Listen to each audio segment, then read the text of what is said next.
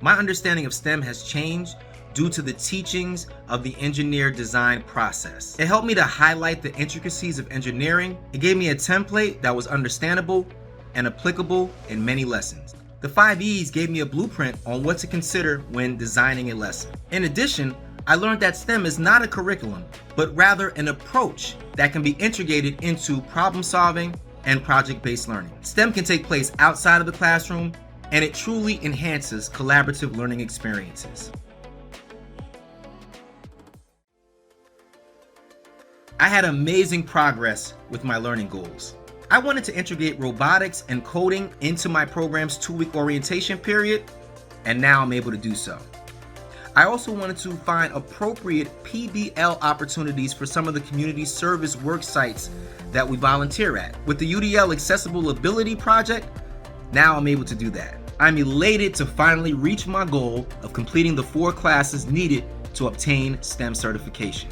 Since I don't work in a traditional school environment and typically do not have to prepare lesson plans, I'm glad I had the experience in this class to basically strengthen my preparation with lesson plans, just in case in the future that's something I have to do. I wanted to learn the differences and the similarities between a traditional classroom lesson and a STEM lesson, and I definitely got that this semester.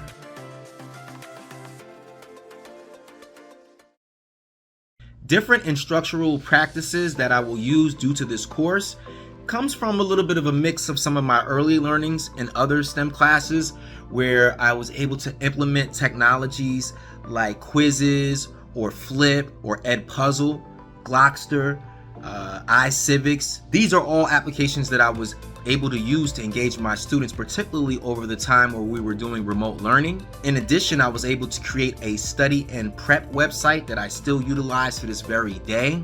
The study and prep website has a bit of mix of podcast, animation, things that I learned in authoring tools that I was able to add to my current lessons. But thanks to this class, my program is in the process of obtaining a bunch of photons that we will use in our next cohort, and I will be in charge of managing our students' first STEM experience, thanks to the teachings and the blueprint provided by Dr. McCarty. So I'm so happy about that. We're going to be photon ready, and I'm going to curate a project that I feel will give us all the benefits that we learned in this very class. So I'm looking forward to that. In addition, I will now be more intentional in incorporating executive skills within my lessons for students. The executive skills portion of this class definitely gave me a different outlook on things that I can